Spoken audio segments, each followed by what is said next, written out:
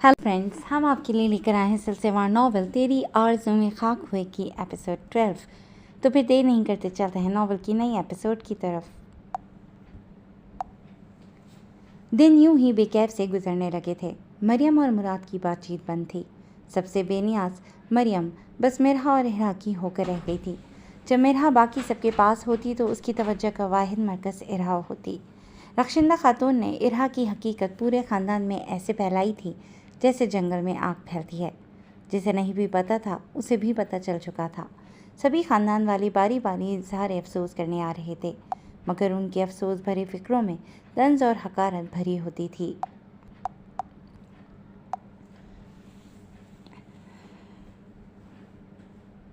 हमदर्दी के लिबादे में वो लोग उनके ज़ख्मों पर नमक छिड़कने आते थे। सभी ख़ानदान वाले जब भी आते उनके मुंह पे यही बात होती कि इसे निकाल बाहर करें, इसे घर में क्यों रखा है। और ये बात मरियम के इश्ताल का बाइस बनती। मरियम पहले ही मुराद का बाइकआउट किए हुए थी और अब मुराद मज़ीद उसे नाराज़ नहीं करना चाहता था। तभी अब जो भी इज़हार अफसोस के पीछे तंज के निश्तर चलाने आता, मुराद उसे बग़ैर इरहा से मिलवाए ड्राइंग रूम से ही चलता कर देते। जितने मुँह उतनी बातें थीं, और ये बात फौजिया खातून के गुस्से का बाइस बन रही थी, जिसकी वजह से वो उठते बैठते नन्ही इरहा को कोसती रहती थीं। मरियम उनकी लाडली इकलौती बहू थी, जिसने मुराद से शादी के बाद फौजिया खातून को माँ की तरह समझा और उनका ख्याल रखा था। और फौजिया खातून ने भी मरियम को बेटी का ही मान दिया था। अब भी वो मरियम को कुछ नहीं कहती थीं, बस किस्मत को या इरहा को कोसती रहती कि ये पैदा ना होती तो लोग यूँ बातें ना बनाते। पड़ोसियों में भी जिसने सुना वो उनके ज़ख्मों पर नमक छिड़कने आ जाता। इरहा को यूँ देखते जैसे आठवां अजूबा देख लिया हो। इस कॉलोनी में उनका रहना मुहाल हो गया था। तभी मुराद ने दूसरी कॉलोनी में घर लेकर ये घर बेच दिया था, जहाँ उन्हें कोई नहीं जानता था। इस सब में अफरासियाब का नन्हा जहन परेशान हुआ था कि सब उसकी गुड़िया को बुरा क्यों कहते हैं, मगर मुराद ने उसे बहला लिया था। ये अलग बात थी कि आज भी उनके दिल में इरहा के लिए कोई मोहब्बत ना जागी थी। अगर कभी कोई नन्हा सा बीज फूटने भी लगता तो फौजिया खातून की बातें उस बीज को कोपल बनने से पहले ही नोच फेंक दी। वक्त का काम है गुजरना, और वो अपने वक्त पर गुजरता गया। बाप और दादी की हकारत, नफ़रत और रोक टोक सहती इरहा 7 साल की हो गई थी। अफरासियाब 12 साल का था और 7वीं क्लास में पढ़ता था। यहाँ इस कॉलोनी में कोई भी इरहा की हकीकत नहीं जानता था। मरियम इरहा की तरह इरहा को भी लड़कियों वाले ही कपड़े पहनाती थी। अगर लड़कों वाले भी पहनाती तो इरहा को भी वैसे ही पहनाती। मुराद और फौजिया खातून के रवैये के साथ मरियम ने समझौता कर लिया था। वो अपने शौहर से बहुत मोहब्बत करती थी, उसके बगैर रह भी नहीं सकती थी। उसके लिए यही बहुत था कि उसकी इरहा, उसके जिगर का टुकड़ा उसके पास है। मिरहा और इरहा को अफरासियाब के स्कूल में ही दाखिल करवाया गया था। उनके लिए स्कूल की ही एक वैन लगवाई गई थी, क्योंकि मुराद के ऑफिस का रास्ता उनके स्कूल की मुखालिफ सिंध में था। मिरहा और इरहा 3 क्लास में थी। स्कूल की प्रिंसिपल के अलावा कोई नहीं जानता था कि इरहा ख्वाजा सिरा है। सब बच्चे मासूम सी शराबी आंखों वाली इरहा को बहुत पसंद करते थे। दोनों बहुत ज़हीन थीं, हर बार पहली पोजीशन लेती थीं। स्कूल से वापस आने के बाद वो लोग अपने कमरों में आराम करने चले गए थे। मुराद ने शुरू से ही मिरहा और इरहा के लिए अलग रूम्स बनवाए थे। शायद वो इरहा को मिरहा के साथ नहीं देखना चाहता था। अफरासियाब 10 साल का था जब उसे पता चला था कि उसकी बहन ख्वाजा सिरा है। उसे ख्वाजा सिरा का मतलब नहीं पता था, मगर उसे यह एहसास ज़रूर दिलाया गया था कि ख्वाजा सिरा उन सबसे अलग होते हैं, उनके साथ उठना बैठना नहीं चाहिए। और यह एहसास दिलाने वाली उसकी दादी थी। उन्होंने हमेशा उसे इरहा से दूर रखने की कोशिश की थी, मगर खून का असर था या बहन की मोहब्बत कि वो कभी इरहा से नफरत नहीं कर पाया था। ये जानते हुए भी कि वो उनसे अलग है, वो उससे मिरहा जैसी ही मोहब्बत करता था, या शायद मिरहा से भी ज़्यादा। आज मुराद जल्दी घर आ गया था। ऑफिस से आने के बाद उसने सबके साथ लंच किया और फिर इरहा के अलावा सबको तैयार होने का कहा कि वो बाहर घूमने जाएंगे। सच्ची पापा, मैं भी तैयार होती हूँ जाकर, इरहा ने चहकर कहा था। तुम नहीं जाओगी, बस हम लोग जाएंगे।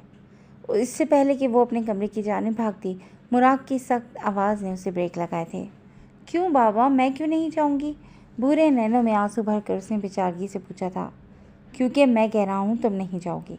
चलो मिरहा, तैयार होकर आओ, फिर चलें हम। मुराद ने इरहा को इनकार करके मिरहा को मुखातिब किया था। मिरहा ने तजज्जुब की हालत में इरहा और माँ को देखा। मैं भी नहीं जाऊँगी बाहर, میں اپنی ریا کو خود آئس کریم بنا کر کھلاؤں گی، بلکہ بعد میں پاستا بھی بناؤں گی۔ مریم نے ارہا کو خود سے لگاتے زخمی نگاہوں سے مراد کو دیکھا تھا، جس کے ماتھے پر بل پڑے تھے۔ تم ہمارے ساتھ چل رہی ہو مریم؟ مراد نے جتایا تمسخرانہ ہنسی۔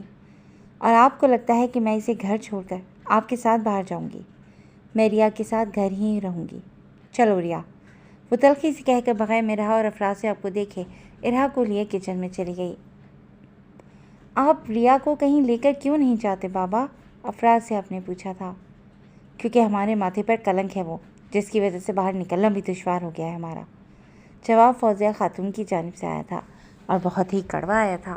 مرحا تو نہیں سمجھی تھی، مگر افراز سے آپ کے ذہن میں سوال گونجا تھا۔ آپ اسے برا کیوں کہتی ہیں؟ ہمیں تو نہیں کہتی؟ افراز سے آپ نے حیرانی سے پوچھا تھا۔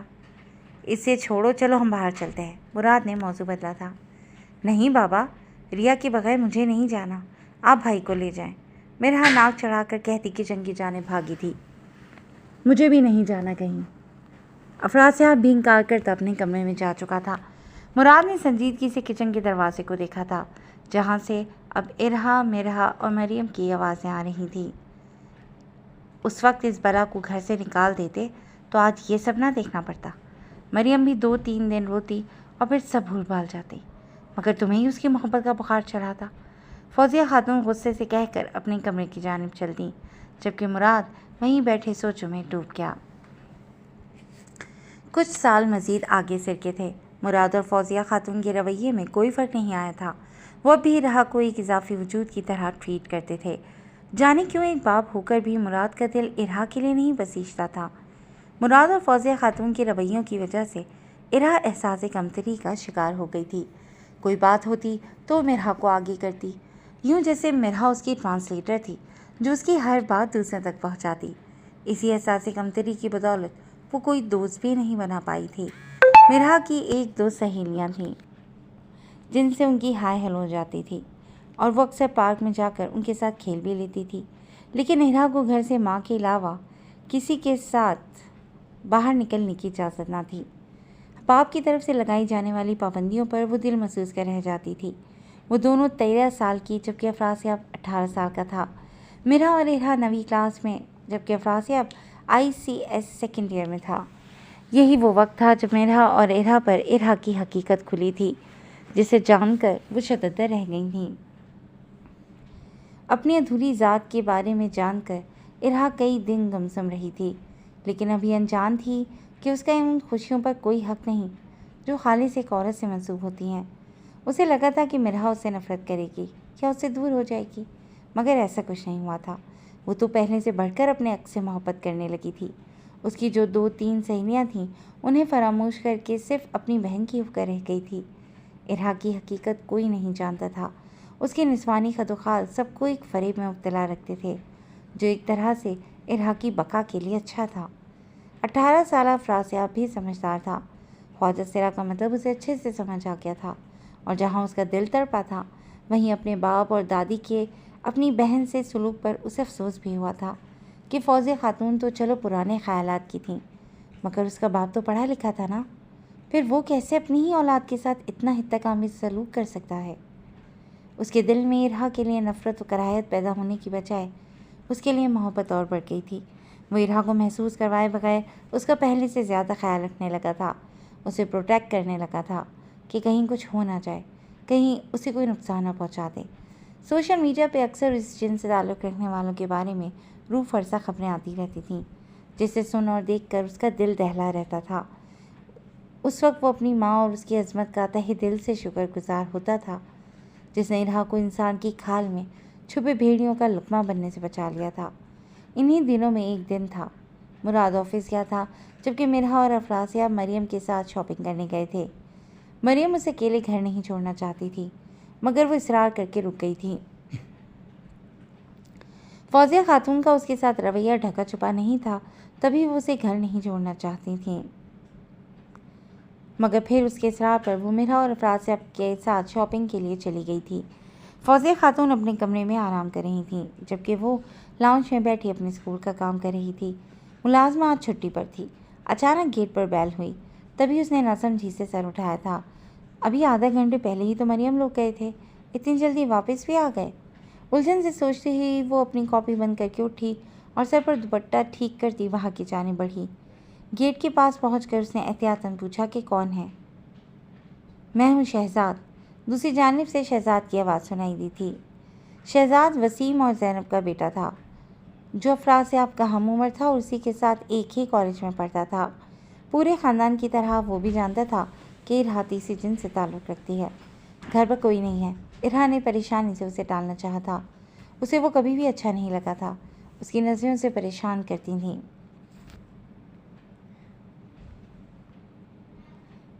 जब भी वो अफरासियाब से मिलने आता, वो अपने कमरे से बाहर नहीं निकलती थी। अफरासियाब उसे अपने घर आने से 1000 बार मना कर चुका था, मगर वो मुराद की शय पर बार बार यहाँ आ जाता था और अब यूँ उसका घर आना उसे परेशान कर गया था।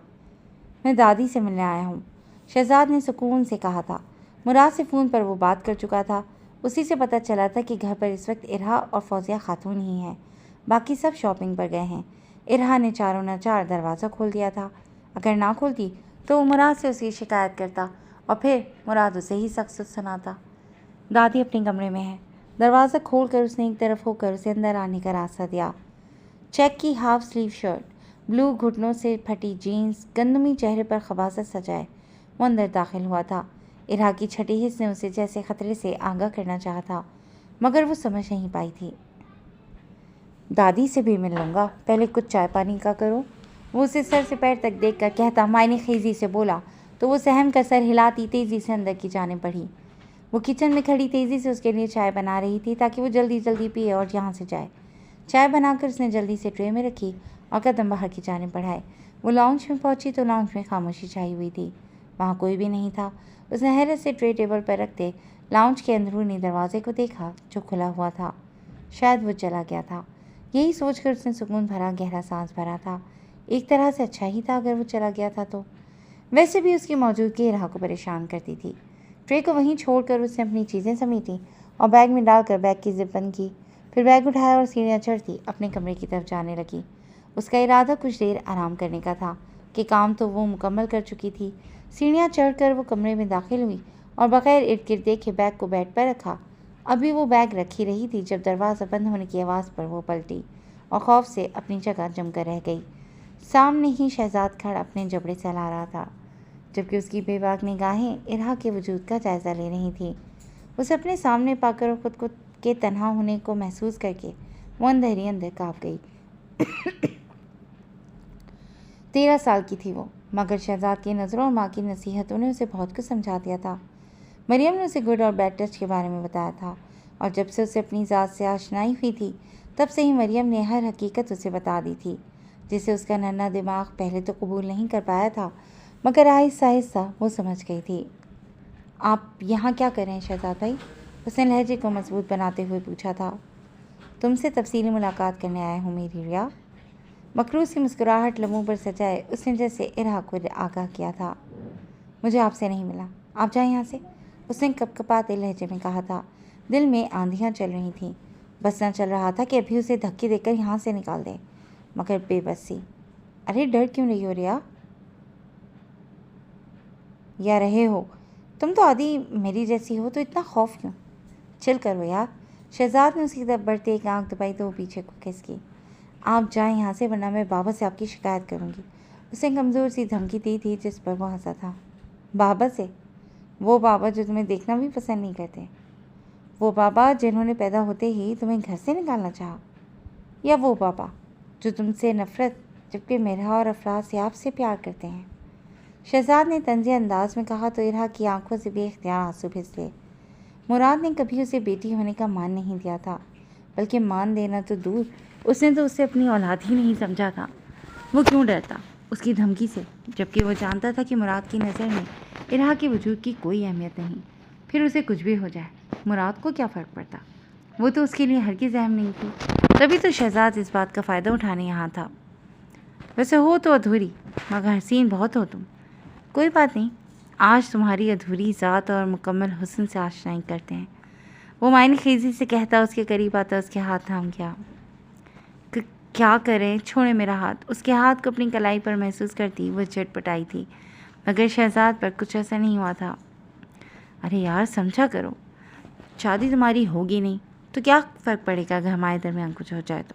کسی کو کچھ پتہ بھی نہیں چلے گا، بس تم چپ چاپ میرا ساتھ دو۔ شہزاد نے اس کا منہ دبوچ کر سختی سے کہا تھا۔ انداز بہلانے والا تھا مگر اس کا لہجہ اور نظریں ارہا کو خوف کی گہری کھائی میں دھکیل رہی تھی۔ چھوڑے مجھے باہر جانا ہے، ارہا نے روتے ہوئے کہا تھا، جبکہ اس کے آنسوؤں سے بے نیاز شہزاد ایک ہاتھ سے اس کے دونوں چھوٹے ہاتھ قابو کرتا، دوسرے ہاتھ سے اس کا دوپٹہ اتار کر پھینک چکا تھا۔ اس کا کمسن سراپا دیکھ کر شہزاد نے کہکا لگایا تھا۔ بابا، ماما، ارہا چلا اٹھی تھی مگر وہ 18 سالہ لڑکا حیوان بنا کھڑا تھا۔ کوئی ہمیں ڈسٹرب کرنے نہیں آئے گا میری جان، مخمور انداز میں کہہ کر اس نے ارہا کو بیڈ پر دھکا دیا تھا۔ ارہا ایک بار پھر چیخی تھی مگر اس کی چیخیں فوزیہ خاتون تک رسائی حاصل نہ کر پائیں تھیں۔ پہلا تجربہ ہے میرا، اور وہ بھی اتنا زبردست کہ ایک خواجہ سرا کے ساتھ۔ ہا ہا ہا، شیطانیت بھرا کہہ لگا کہ وہ ارہا کی کرتے کی طرف ہاتھ بڑھانے لگا تھا۔ ارہا کی چیخوں اور رونے کی آوازوں سے کمرہ گونج رہا تھا مگر وہ تو جیسے بہرا ہوا بیٹھا تھا، نہ ہی خوف خدا تھا نہ ہی زمین نامی کوئی چیز۔ اللہ برباد کرے تمہیں، کیڑے پڑیں تمہیں، جانے دو مجھے ماما، اسے بددعائیں دیتی وہ ایک بار پھر اپنی سب سے بڑی ہمدرد کو پکار گئی تھی، جس کی ممتا کے پروں تلے وہ ہمیشہ محفوظ رہی تھی۔ جو خوشی تمہیں مل نہیں سکتی وہ دینے جا رہا ہوں میں، اور تم مجھے ہی بددعائیں دے رہے ہو۔ دعائیں دو یار۔ اس کے کوسنوں کو مذاق میں ٹال کر وہ اس کی گردن پر جھکا تھا۔ خود پر ایک ناپسندیدہ لمس اور غلیظ وجود پا کر ایک بار پھر اسے دھکا دیتی چیخنے لگی تھی مگر اسے پیچھے ہٹانے میں ناکام رہی تھی۔ آہستہ آہستہ شہزاد کا ہاتھ اس کے لباس کی طرف بڑھنے لگا تھا۔ وہ اس سے نجات پانے کو مسلسل مزاحمت کر رہی تھی مگر اب تو قوت بھی ختم ہو رہی تھی، جسم یوں جیسے نڈھال ہونے کو تھا۔ چیخیں اب مدھم ہونے لگی تھیں اور جان وہ جیسے حلق میں آن اٹکی تھی۔ اس سے پہلے کہ شہزاد ہر حد پار کرتا، اس کے وقار کو ٹھیس پہنچاتا، اس کی روح پر کبھی نہ مٹنے والا زخم لگاتا، دروازہ ایک دھاڑ کی آواز سے کھلا تھا۔ شہزاد ہڑبڑا کر پیچھے ہوا تھا اور پلٹ کر دروازے کی جانب دیکھا تھا، جہاں کھڑا افراسیاب خونخوار نگاہوں سے شہزاد کو دیکھ رہا تھا۔ ارہا کا نڈھال وجود، بکھرے بال اور زرد چہرہ اس کی نظروں سے ڈھکا چھپا نہیں تھا۔ دوپٹے سے بے نیاز کا وجود افراسیاب کا خون کھولا گیا تھا۔ آگے بڑھ کر شہزاد کو گریبان سے پکڑ کر نیچے دھکا دیتے اس نے شہزاد کو ٹھوکروں پر رکھ لیا تھا۔ وہ بغیر اس کے کراہنے اور معافی تلافی پر دھیان دیے بس اپنا غصہ اتار رہا تھا، جو کم ہونے کی بجائے بڑھتا ہی جا رہا تھا۔ آج اگر وہ نہ آتا تو ارہا کے ساتھ کیا ہوتا، اس کے آگے وہ کچھ سوچنا بھی نہیں چاہتا تھا۔ ارہا دوپٹہ خود پر اوڑھتی وہیں بیٹھی رونے لگی تھی۔ کمرے میں شہزاد کی کراہوں کے ساتھ ارہا کے رونے کی آوازیں گونج رہی تھیں۔ تبھی کمرے میں مرحا اور مریم داخل ہوئی تھیں۔ اندر کا نظارہ دیکھتے مریم کے ہوش اڑے تھے۔ تیزی سے آگے بڑھ کر وہ ارہا کو خود پہ بھیج گئی تھی، جبکہ مرحا حیران پریشان سی شہزاد کو پٹتا دیکھ رہی تھی۔ ارہا ماں کو پا کر اپنی ہر تکلیف اسے بتاتی اس کی دل پر بھی چھریاں چلا گئی تھی۔ افراسیاب اسے مارتے مارتے نیچے لے گیا تھا۔ وہ دونوں ہم عمر تھے لیکن افراسیاب کے غصے نے اسے مزاحمت کرنے کا بھی موقع نہیں دیا تھا۔ اس کی بھاری آواز سن کر فوزیہ خاتون اپنے کمرے سے نکل آئی تھیں اور اب حیرت سے شہزاد کو افراسیاب سے بچانے کی کوشش کر رہی تھی جو اس کی جان لینے کی در پر تھا۔ شہزاد کا پورا چہرہ لہولہان ہو گیا تھا جبکہ گال پر نیل پڑ چکے تھے۔ اب بس کرو، جان لوگے کیا اس کی؟ کوئی مجھے بتائے تو ہوا کیا ہے؟ وہ اسے دھکا دے کر شہزاد سے الگ کرتی چیخ اٹھی۔ آپ کے گھر میں ہوتے ہوئے بھی اس نے ریا کے ساتھ زبردستی کرنے کی کوشش کی اور اب آپ پوچھ رہی ہیں ہوا کیا ہے؟ افراسیاب غصے سے دھاڑ اٹھا تھا جبکہ فوزیہ خاتون نے منہ پر ہاتھ رکھتے حیرانی سے شہزاد کو دیکھا تھا۔ جھوٹ بول رہا ہے، ارہا نے خود مجھے بلایا تھا۔ اپنے ہونٹوں سے بہتے خون کو صاف کرتے وہ اٹھنے کی کوشش کرنا نڈھال سا بولا تھا۔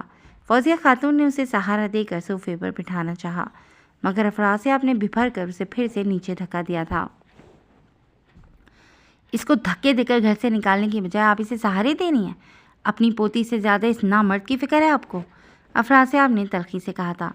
وہ لوگ شاپنگ کر رہے تھے جب شہزاد کا اس کے پاس فون آیا تھا۔ وہ فون کال سننے ایک سائٹ پر ہوا تھا۔ شہزاد نے اسے پوچھا تھا کہ وہ اس وقت کہاں ہے۔ اسے نوٹس چاہیے تھے۔ جواباً اسے بتایا تھا کہ وہ گھر پر نہیں ہے۔ شہزاد نے اس سے پوچھا تھا کہ وہ کب تک گھر پہنچے گا، اور یہ سوال کرتے ہوئے اسے شہزاد کے لہجے میں ایک عجیب سی بے چینی محسوس ہوئی تھی۔ شہزاد کو اس نے یہی بتایا تھا کہ 2-3 گھنٹے لگ جائیں گے، جس پر شہزاد کا ایک گہرا ساز اسے اس کے حلق سے برآمد ہوتا فون سے سنائی دیا تھا۔ شہزاد سے بات کرنے کے بعد اس نے جلدی سے مریم اور مرحا کو ساتھ لیتے ڈرائیور کو گھر چلنے کا حکم دیا تھا۔ جانے کیوں اس کا دل گھبرایا تھا، تبھی وہ بغیر مریم کو کچھ بتائے گھر لے آیا تھا، اور یہاں آ کر اس کے دل میں اٹھتے سارے خدشات درست ثابت ہوئے تھے۔ اسے امید نہیں تھی کہ شہزاد اس حد تک گر جائے گا۔ وہ کہہ رہا ہے کہ ارحا نے اسے خود بلایا تھا، جیسی وہ ہے اس کا کیا بھروسہ، تبھی تو تم لوگوں کے ساتھ نہیں گئی وہ۔ فوزیہ خاتون نے شہزاد کے منہ سے خون صاف کرتے افراسیاب کو گھورا تو وہ حیرت و دکھ سے انہیں دیکھنے لگا، جنہیں اپنے خون سے زیادہ شہزاد پر بھروسہ تھا۔ بس کر دیں ماں جی، جانتی ہوں کہ آپ کو ارحا سے نفرت ہے، اسے ذرا بھی پسند نہیں کرتی آپ، مگر اس کا مطلب یہ نہیں کہ آپ اس کی عزت پر ہاتھ ڈالنے والوں کی پشپناہی کریں۔ وہ تیسری جن سے تعلق رکھتی ہے تو اس کا یہ مطلب تو نہیں کہ اس کی کوئی عزت کوئی وقار نہیں۔ اس کا اپنا ایک وقار ہے ماں جی، جو آپ کے اس نام نہاد پوتے نے چھیننے کی کوشش کی ہے۔ میری بچی کی حالت دیکھیں آپ، اسے دیکھ کر شاید آپ کو اس کی عزت کا اندازہ ہو جائے۔ مریم نے کٹیلی نظروں سے شہزاد کو دیکھتے ہوئے افسوس بھرے لہجے میں کہا تھا، لہجے میں چبھن سی تھی، جانے کب ان کی ارحا کو بھی اس کا حق ملتا، ایک انسان کے طور پر ہی صحیح۔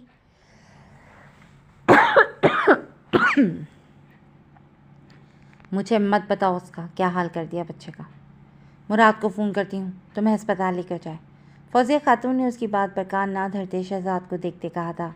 تب سے خاموش کھڑا افراسیاب ان کی بات پر سیخ پا ہوتا ایک اور مکہ شہزاد کے منہ پر مار کر گھر سے ہی نکل گیا تھا۔ یہ سب اتنی اچانک ہوا تھا کہ لینڈ لائن پر مراد کے آفس کا نمبر گھماتی فوزیہ خاتون اس کا بچاؤ بھی نہیں کر پائی تھیں۔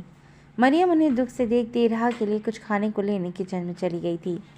اس نے فوزیہ خاتون سے کبھی شکوہ نہیں کیا تھا، اس کے لیے یہی بہت تھا کہ ارحا اس کی آنکھوں کے سامنے موجود ہے۔ مگر آج جو کچھ ہوا تھا اس کو لے کر وہ بہت ڈر گئی تھی۔ اگر ارحا کے ساتھ کچھ ہو جاتا تو ان کی ساری احتیاط دھری رہ جاتی اور ارحا وہ تو شاید جیتے جی مر جاتی۔ دکھ تو اس بات کا تھا کہ وہ غیر نہیں ان کے اپنے تھے۔ شہزاد بھلے ہی اس کی خالہ ساس کا پوتا تھا، مگر تھے تو وہ بھی ان کے اپنے سگے۔ جب اپنوں سے ہی عزت کا خطرہ ہو تو غیروں سے کیا شکوہ کرنا۔ ایک خواجہ سرا جسے اس کے خاندان والے قبول کرنے سے انکاری ہوں تو پھر یہ معاشرہ کیسے قبول کرتا؟ کسی کو تو یہ قدم اٹھانا تھا نا کہ ان کو بھی عام انسان کی طرح زندگی گزارنے کا حق دیا جائے، ان کی خواہش کے مطابق ان کو عزت و احترام دیا جائے۔ ان کی بقا کے لیے پہلے ان کے اپنوں کا ساتھ دینا ضروری ہے، تاکہ بعد میں یہ معاشرہ ان پر آواز نہ اٹھا سکے کہ جس کو گھر والوں نے قبول نہیں کیا اسے ہم کیوں کریں۔ مریم نے ارحا کو اس کا وہی حق دلوانا چاہا تھا جو اس کی ضرورت تھا۔ وہ اس میں کافی حد تک کامیاب بھی نہیں تھی کہ اس نے ارحا کو اس کا ہر حق دیا تھا، مگر دوسروں سے اسے اس کا حق دلوانے میں ناکام نہیں تھی۔ ایک خواجہ سرا کا سب سے بڑا سہارا اس کے اپنے ماں باپ، اس کے بہن بھائی ہوتے ہیں، مگر جب وہی اسے حقارت کی نظروں سے دیکھیں، اسے نفرت محسوس کریں، اسے دور بھاگیں تو اسے تکلیف پہنچانے کی ضرورت نہیں پڑتی، وہ خود بخود ہی موت جیسی اذیت میں گر جاتا ہے۔ اگر اس کے گھر والے اسے گھر میں ایک فرد کا مقام دیں تو معاشرے میں لاکھوں خواجہ سرا در بدر ہونے سے بچ جائیں، دوسروں کے بستر کی رونقیں بننے سے بچ جائیں، اپنی مجبوری میں دوسروں کے سامنے اپنی ذات کی تشہیر کرنے سے بچ جائیں۔ مگر ایسا تبھی ممکن ہے جب معاشرے میں شعور پیدا ہو۔ ہمارے معاشرے کا المیہ ہے کہ خود جیسے مرضی ہوں انہیں دوسروں میں خامیاں نکالنے کی عادت ہوتی ہے۔ لوگ یہ نہیں سمجھتے کہ وہ جس میں خامی نکال رہے ہیں وہ خدا کی تخلیق ہے، وہ اس خدا کی مصوری ہے جو اس ساری کائنات کا مالک ہے، جس کے حکم پر دنیا کا نظام چلتا ہے۔ لوگ جو خامیاں دوسروں میں نکالتے ہیں وہ دراصل لوگوں میں نہیں بلکہ اللہ کی مصوری میں نکال کر اس کے کاریگری پہ سوال اٹھاتے ہیں، جن کا انہیں احساس تک نہیں ہوتا۔ اگر وہ خواجہ سراؤں کو بھی انسان سمجھتے، ان کے لیے الگ سے حقوق بناتے، ان کی حفاظت کو یقینی بنائیں، ان کے لیے مخصوص ادارے قائم کریں، تو شاید اس معاشرے کا نظام درست ہو جائے۔ آج کے لوگ خواجہ سراؤں کو انسان بھی نہیں سمجھتے، تبھی تو ان کی عظمت دری تک کرنے سے گریز نہیں کرتے، خود کو خدا سمجھنے لگتے ہیں، اور اپنے غرور میں وہ یہ تک بھول جاتے ہیں کہ جن سے وہ کراہیت محسوس کر رہے ہیں وہ بھی انہی کی طرح انسان ہیں، انہی کی طرح دل رکھتے ہیں جن میں جذبات پنپتے ہیں۔ تاریخ گواہ ہے کہ جب کوئی قوم قوانین فطرت سے بغاوت کرتی ہیں تو تباہ و برباد ہو کر رہ جاتی ہیں۔ پہلے زمانے میں خواجہ سراؤں کو کیوں ذلیل نہیں کیا جاتا تھا، نہ ہی ان کی عظمت دری کی کوشش کی جاتی تھی، بلکہ ان کے گھر والے انہیں ایک محفوظ زندگی دیتے تھے۔ سمجھنے والے سمجھنا چاہیں تو انہیں پتہ چلے کہ اللہ نے مرد اور عورت کے علاوہ ایک تیسری جنس بنائی، لیکن بالکل ایسے ہی جیسے کسی کو بنائی سے محروم رکھا تو کسی کو سماج سے۔ کچھ بچے ذہنی معذور ہوتے ہیں اور کچھ جسمانی، وہ نامکمل ہوتے ہیں، مگر انہیں بھی جینے کا حق ہوتا ہے، اور انہی کی طرح خواجہ سراؤں کو بھی جینے کا حق ہے۔ جب سے دنیا قائم ہے یہ تیسری جنس بھی ہے، لیکن آج کے زمانے میں ہزاروں میں کوئی ایک ہی ہوتا ہے جس کے گھر والے اس کی اچھی تربیت کرتے ہیں، اس کی پرورش کا ذمہ اٹھاتے ہیں۔ اس خود غرضی کے دور میں ماں باپ ایسے پیدا ہونے والے بچوں کو گھروں سے نکال دیتے ہیں کہ وہ انہیں بہت سمجھتے ہیں۔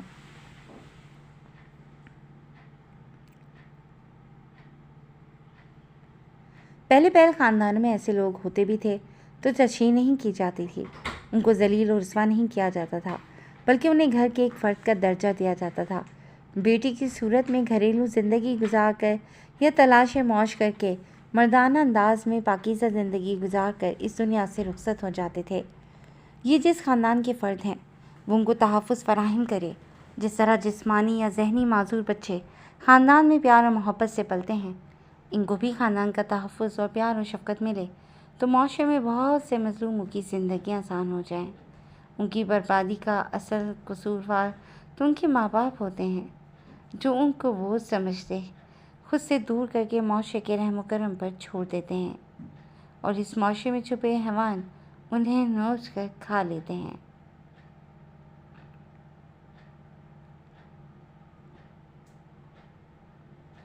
وہ بے بسی کے عالم میں اپنا بچاؤ بھی نہیں کر پاتے اور مجرم بغیر خوف کے دندناتے پھرتے ہیں کہ کون ان سے پاس پرس کرنے والا ہے۔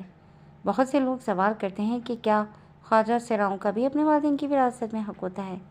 وہ نہ تو مرد ہوتے ہیں نہ ہی مکمل عورت، تو ان کا حق کس طرح بنتا ہے؟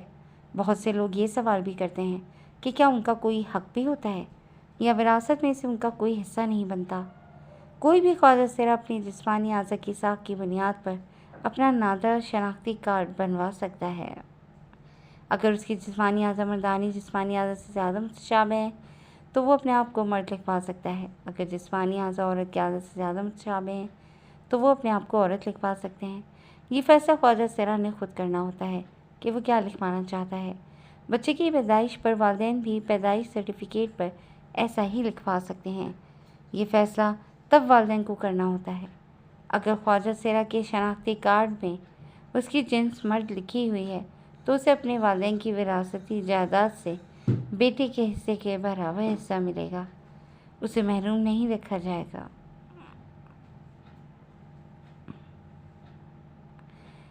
وہ اپنے باقی بہن بھائیوں کی طرح مکمل طور پر اپنے والدین کی وراثت سے حقدار ہے۔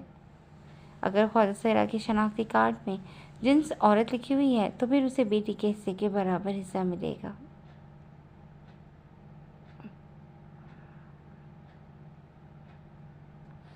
اگر صورتحال ایسی ہو کہ خواجہ سرا کی جنس واضح نہ ہو، مردانہ اور زنانہ دونوں کی جسمانی اعضاء کی مشابہت ہو، تو پھر ایسے خواجہ سرا کو بیٹے اور بیٹی کے مقرر کردہ شیئر کا ایوریج حصہ نکال کر دیا جائے گا۔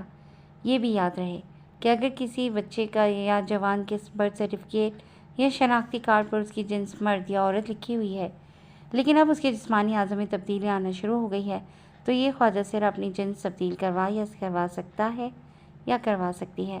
میڈیکل رپورٹ کے مطابق نادرا اب اس کا شناختی کارڈ اس کی تبدیل شدہ جنس کے مطابق تبدیل کرنے کا پابند ہوگا۔ ہمارے معاشرے میں سب سے مظلوم ترین طبقہ خواجہ سراؤں کا ہے۔ یہ ادھورے بچے ہوتے ہیں جنہیں ان کے اپنے والدین معاشرے اور خاندان کے دباؤ اور طعنوں سے تنگ آ کر گھر سے نکالنے پر مجبور ہو جاتے ہیں۔ وہ یہ نہیں سوچتے کہ یہاں سے نکل کر وہ کہاں جائیں گے۔ خدا کے بعد ان کا سب سے بڑا سہارا تو ان کے والدین ہوتے ہیں، مگر وہی والدین معاشرے میں اپنی عزت کی خاطر انہیں خود سے الگ کر دیتے ہیں۔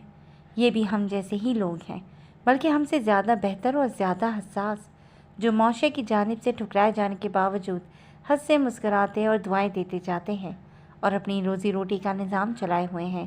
کسی جگہ پر ان سے نفرت یا تضحیک آمیز رویہ دیکھیں تو اس کی حوصلہ شکنی کرنی چاہیے۔